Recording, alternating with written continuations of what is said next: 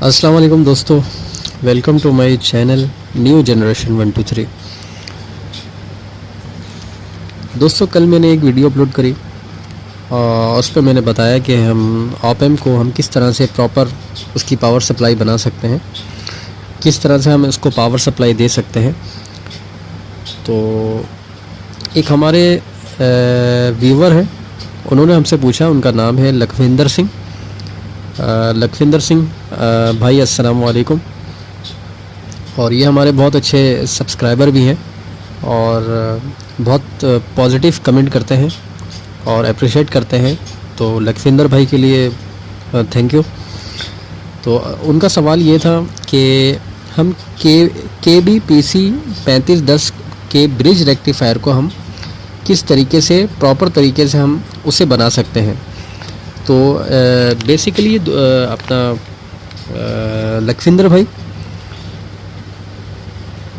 KB-PC 3510 दोस्तों, जैसा कि आपको पता है कि इस पर 15 एम्पेयर 1510 भी आता है, 2510 भी आता है, 3510 भी आता है और 5010 भी आता है। तो सबसे पहले तो कन्फ्यूजन ये हो जाती है कि ज़्यादातर लोग जो है वो इस वाली वैल्यू को समझते हैं कि शायद ये जो है एम्पेयर बताता है, लेकिन दोस्तों ये असल में नहीं होता है। इस कोड के बाद, इस वाले कोड के बाद जो ये जो 2 नंबर होते हैं, ये हमें इंडिकेट करता है कि ये 35 एम्पेयर का है।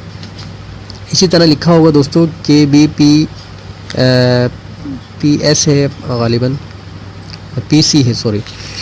तो इसमें कभी 1510 भी लिखा होगा, इस तरह 2510 भी लिखा होगा और इस तरह 3510 भी लिखा होगा। तो समझाने का मकसद सिर्फ यही है दोस्तों कि जो शुरू के जो 2 नंबर हैं, ये हमें बताता है कि ये हमारा जो ब्रिज रेक्टिफायर है ये इतने इतने एम्पेयर का है।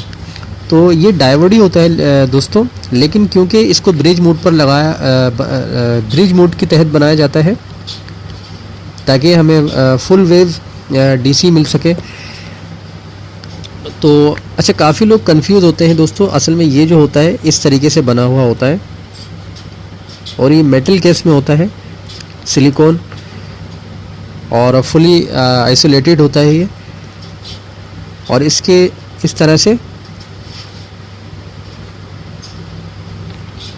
4 पिनें दी हुई होती हैं और बल्कि लिखा हुआ भी होता है इस तरह से। इस तरह का एक सिंबल बना हुआ होगा और दूसरा इस तरह का सिंबल बना हुआ होगा। तो दोस्तों उसके अलावा दोस्तों यहाँ पर कुछ भी नहीं लिखा हुआ होता और बाकी इसका कोड डला हुआ होता है KB-PC 3510, इस तरह से लिखा हुआ होता है इसमें। तो हमारे भाई, बहुत सारे भाई हमारे कंफ्यूज हो जाते हैं कि आखिर इसमें हमें कैसे पता लगेगा कि इसमें AC हम कहाँ पर हमें देना है और DC हमें कहाँ से निकालना है। बहुत सारे लोग समझते हैं कि शायद प्लस ये है, माइनस ये है और AC ये 2 आ जाती है AC, या इस तरह से ये 2 AC आ जाते हैं और ये प्लस माइनस हो जाता है। तो दोस्तों ऐसा नहीं होता।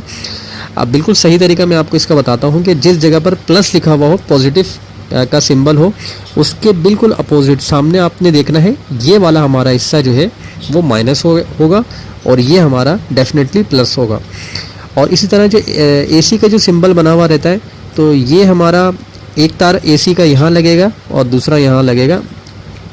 और ये जो होल दिया हुआ रहता है यहाँ पर, ये दोस्तों आप यहाँ इसको आप किसी भी हीट सिंक के साथ लगा सकते हैं। ये एम्पलीफायर की जो बॉडी होती है उस पर ये लगाने का होता है, उस पर आप इसे फिट कर सकते हैं स्क्रू से। और इसका जो प्रॉपर, मैं आपको दूसरे डायग्राम में समझाता हूँ। फॉर एग्जांपल कि ये हमारा ब्रिज रेक्टिफायर है,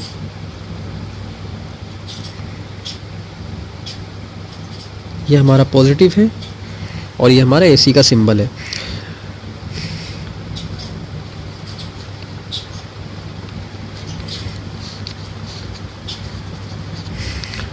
ये हमारा AC 220 और फॉर एग्जांपल इसको हम ले लेते हैं 40-040, ठीक है। ये भी हमारा AC है। अब हमें करना ये होगा दोस्तों कि ये जो 40-040 है, अच्छा इससे पहले मैं आपको एक चीज़ बता दूं दोस्तों कि ये 1000 वोल्ट तक का ये होता है। लेकिन देखिए एम्पलीफायर में तो आपको पता है कि 1000 वोल्ट तो नहीं डाल सकते हैं।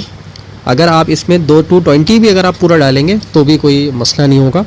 और आप इसमें ईजिली 35 एम्पेयर तक का करंट आप इस पर दे सकते हैं। पाँच लोग कहते हैं कि 35 एम्पेयर नहीं देना चाहिए, भाई इससे कोई फ़र्क नहीं पड़ता, इससे कोई मसला, ऐसा कुछ भी मसला नहीं होगा। आप ईज़िली आप इसे 35 एम्पेयर के लिए ही यूज़ कर सकते हैं।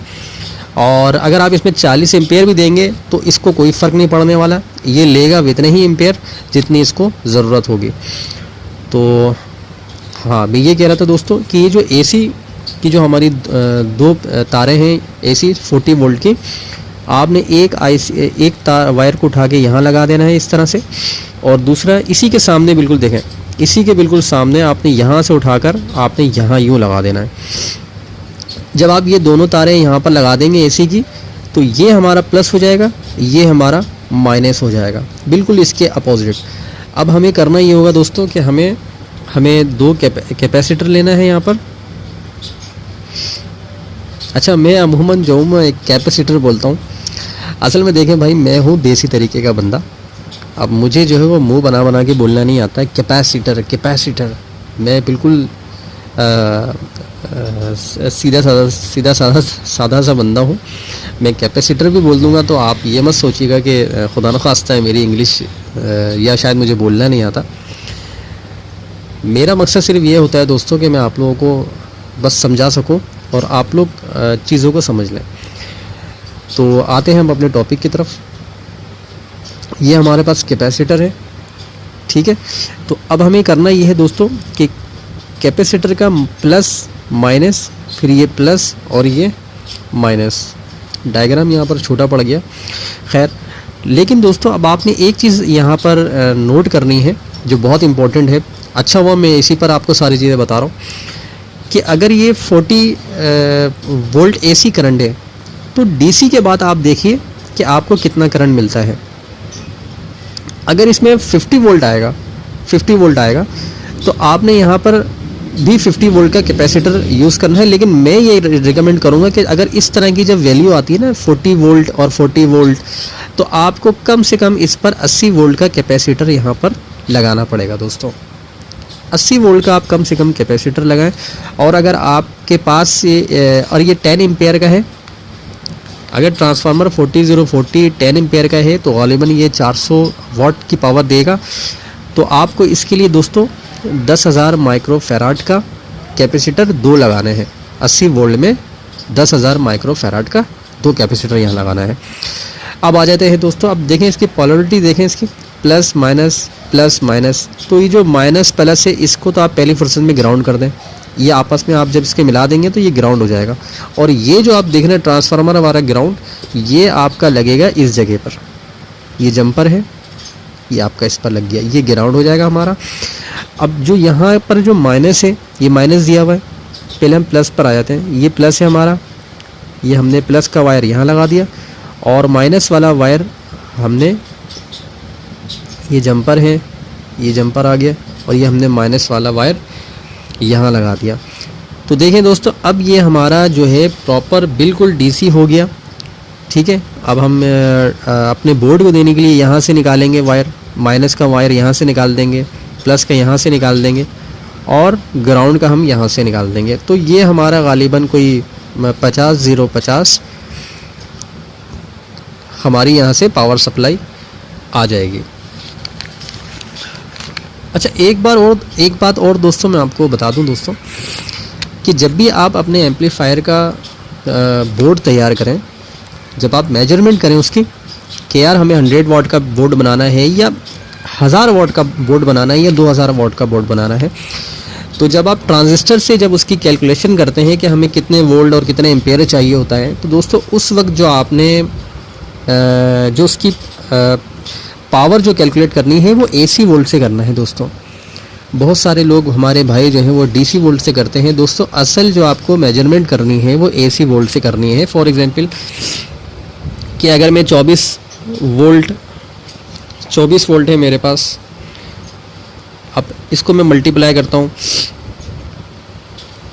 6 से, तो तकरीबन ये कोई 150 वाट तक की पावर देगा। ये 144 वाट मेरे ख्याल से बन रहे हैं गालिबन, मेरे ख्याल से।